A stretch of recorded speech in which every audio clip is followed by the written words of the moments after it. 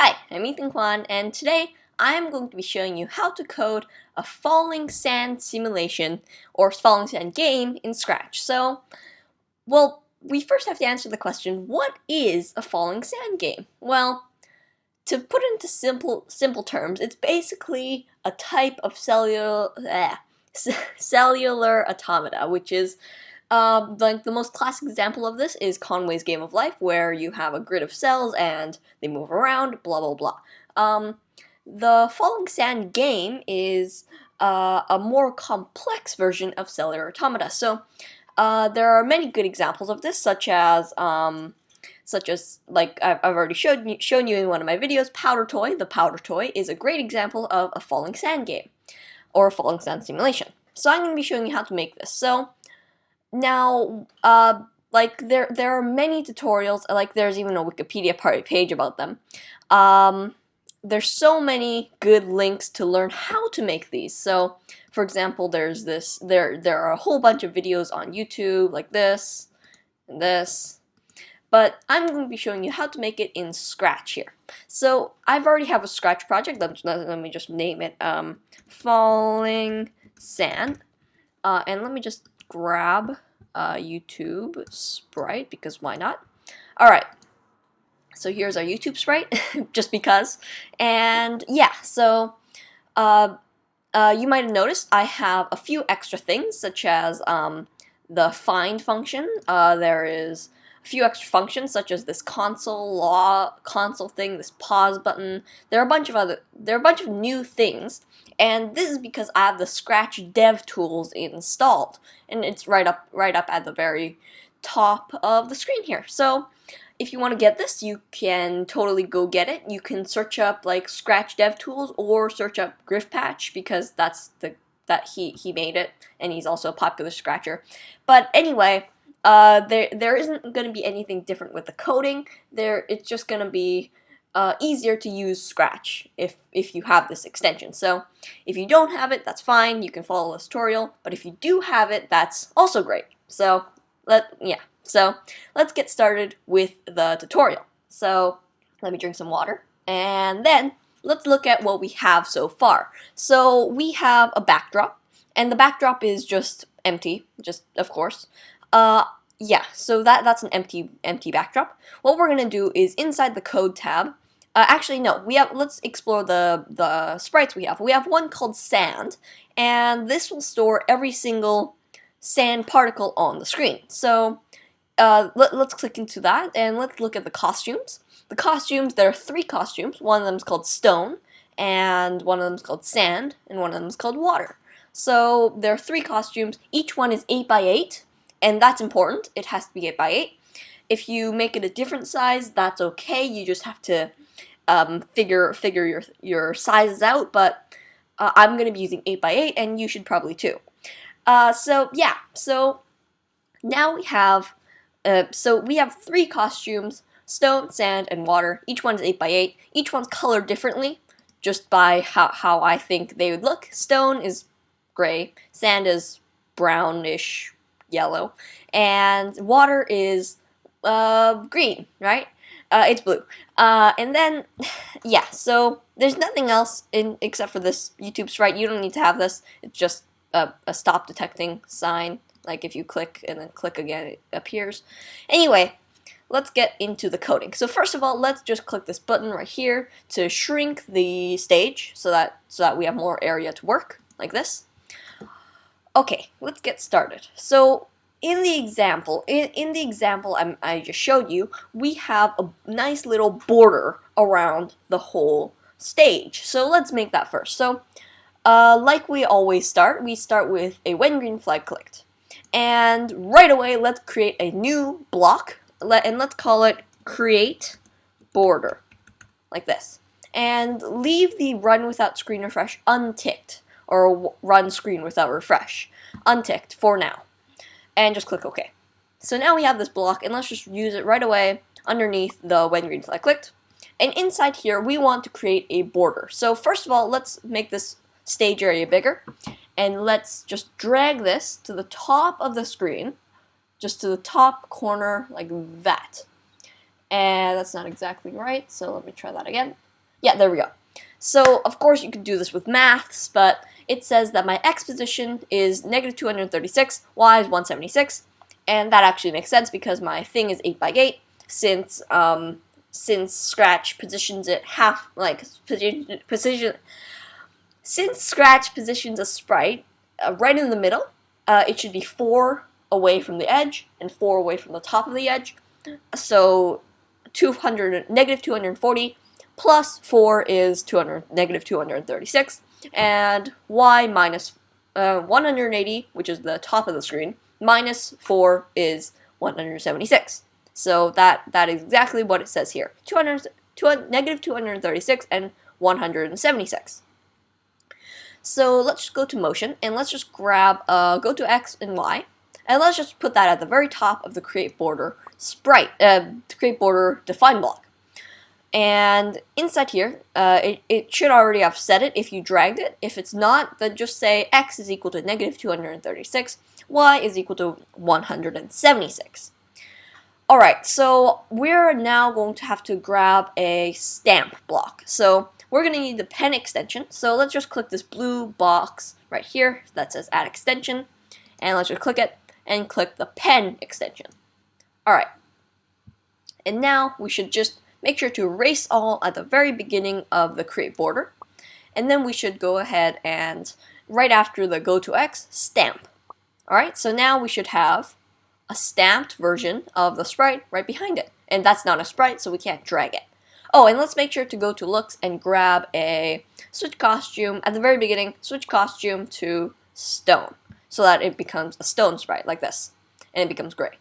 Alright, now we want it to be able to move 8 pixels over so that it just creates another stamp right next to it. Right? So the easiest way to do that is basically with a repeat loop. So I'm just going to grab a repeat, and now we're going to have to do some maths. Oh no, maths! So the entire width of the screen, the stage, is 480 pixels. So, and our sprite is 8 by 8. So what we're going to have to do to figure out how many repeats we have to do, is we have to divide 480 divided by 8, and let's see what it does, 60. So we're going to need 60 for the repeat loop. Alright, so now let's go to the motion and let's grab a change X by, and depending on the width of your thing, width of your costumes, you can do this, but my width is 8 by 8, so I'm just going to say change X by 8. Alright, so now what we're going to do is we are going to just say, after we change X by 8, we're just going to stamp. Alright, so stamp, like that, and let's see what this. Wow, okay, it created the top layer of our screen. Great. So now, where is our sprite? Now, if you look, it's not where you might expect it to be. It's a little bit above. So as you can see, it's a little bit left of the screen. So what we're going to have to do is we're going to have to move it, change X by -4. So that's half of my costume, right? Because 8 divided by 2 is 4. So I'm just going to have to move it -4 pixels to the left, right? That makes sense. I think. So change X by -4. Let's see what that does. Let's just wait for this to finish and let's see where it ends up. Yeah, so now it ends up right smack dab in the middle of, well, getting ready for the rest of the screen, right? Okay, let's just go ahead and duplicate this repeat loop. And instead of changing X by 8, let's change Y by -8 because we want it to go down. And let's get rid of this. Okay, and then we can stamp. But we also need to figure out how many repeats we have to do. Let's get rid of that. So let's see, the width and the height of the screen is 360. So we can just enter 360 in there, 360, and let's see what it does. 45. So we have to repeat 45 times. 45. And let's see what that does. Let's just put that right after all the code. Let's see what that does. Nice. Okay, so yeah, so now I've created the not the left, the right border of the screen. So that's great. But where is our sprite? Again, it's halfway off the screen. So we're just going to have to change y by +4 this time, because we need to move it up. So let's see, let's run that again, see where it ends up. Yeah, okay, great. Now it's ready to keep going. So now what we can do is we can do all that math again, but we already know how many times we have to repeat to get across the edge, 60. So we can just actually duplicate all of this. And instead of 8, let's do -8. Instead of change x by -4, let's do +4. And change y by +8, right? And then change y by -4. All right, there we go. Let's put that right underneath. Let's see if there's anything wrong with that. Okay, okay. Okay, great. That's perfect. And where does it end up? Ready to draw again. But we're not going to have to draw again because we're done. We already covered the whole screen. So now what I want, after we create the border, all we're going to do is we want to go to mouse pointer. We just want to forever go to the mouse pointer. So go to control, grab a forever loop, and forever go to, not random position, go to mouse pointer. Alright, let's see what that does. Okay, this is kind of annoying because I have to wait for this board to load, but let's see. Yeah, okay, great. Now it's going to the mouse pointer after it finishes drawing the border. Okay, but I don't want to wait for this border to load every single time I want to play this game, or the simulation, or whatever you want to call it. So how can we speed it up? Well, lucky for us, there is already a way to speed it up. All we do is inside the, we just have to right-click the define and click the edit, and just take the run screen without refresh. Run screen without run without screen refresh. So just click the run without screen refresh tick, and just click OK. And let's see how fast that runs. Okay, that was instant, so that's cool. Alright, so I want to fix the problem that now the pixel isn't lining up with the grid. So I want it to be able to grid like that, like that, like that, so that I can put them exactly where I want, instead of trying to guess. Like, you could do this, you could totally do this, but this is not what I want. I want it to be something like Powder Toy, right? Where each pixel is either on or off, right? Or a particle, right? Oh, it is a sand particle or not a sand particle. That's not exactly right, but whatever. But yeah, so this isn't working because I want this to be an 8x8 pixel instead of a 1x1 pixel, which is what I'm doing right now. So let's go back to the code. And how do we align our grid to be pixelated? Well, there's a really easy way to do this. All we do is let's create a new block, and let's call it position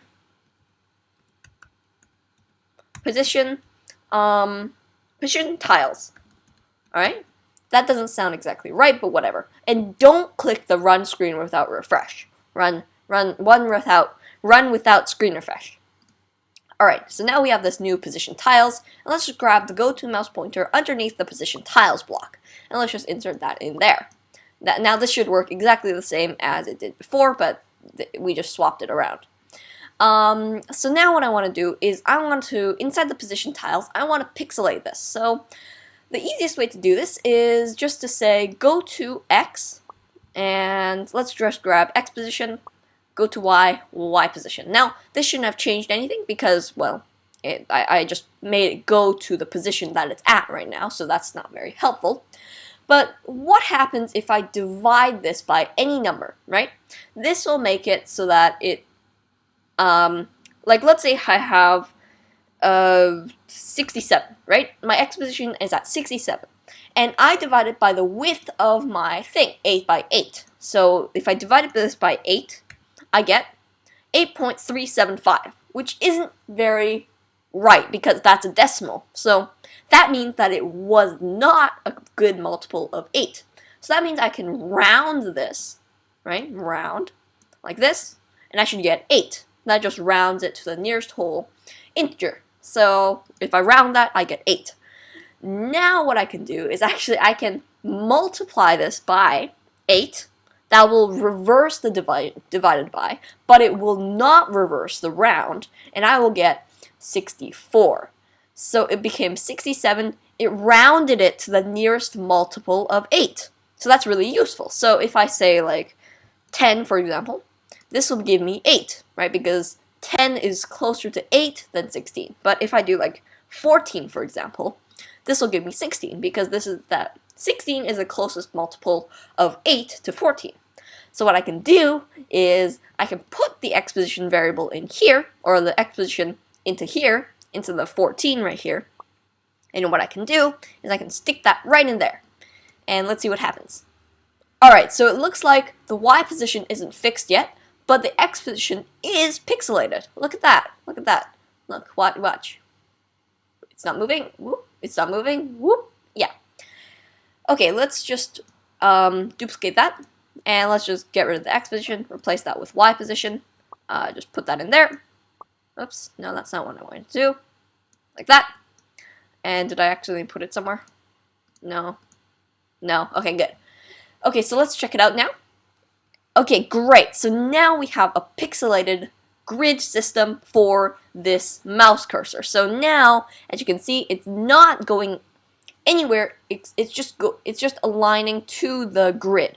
So that's nice. See, like okay.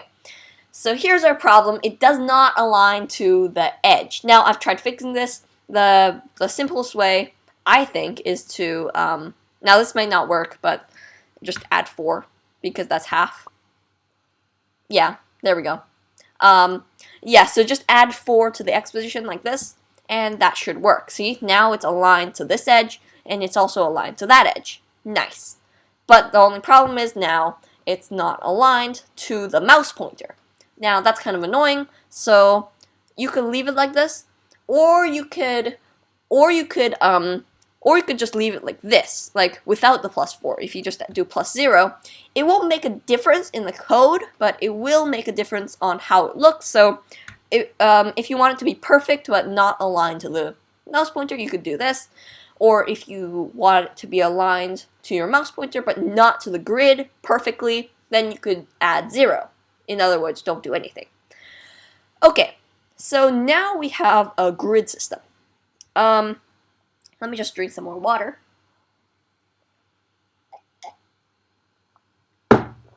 Alright, so we have this position tiles block.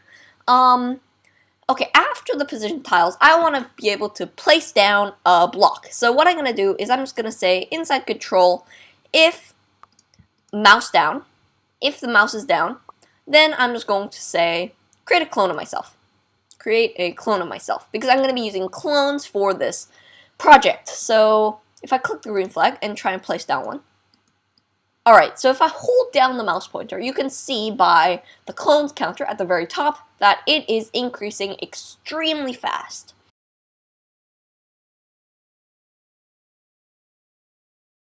Which is not what I want. See, we're just going to reach the limit of 300 clones and then our project will break.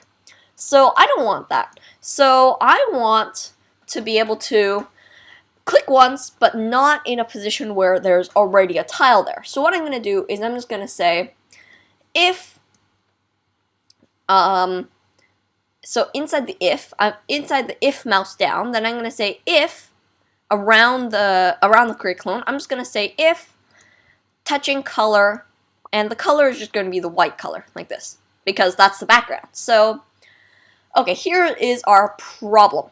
This will not fix it. So, well, wait. Okay, maybe it did fix it. Never mind. Okay, maybe it did fix it. Never mind.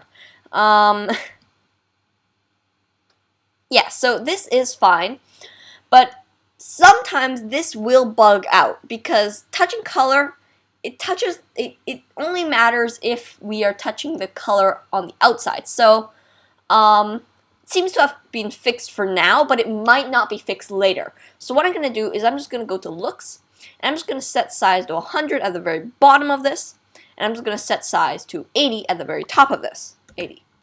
Alright, so this means that I'm going to only check if I have one below me. So this'll not look very nice. That's because it doesn't. But yeah, so this looks like some kind of weird weird pixel art with like gaps between the pixels, which is kind of weird, but oh well.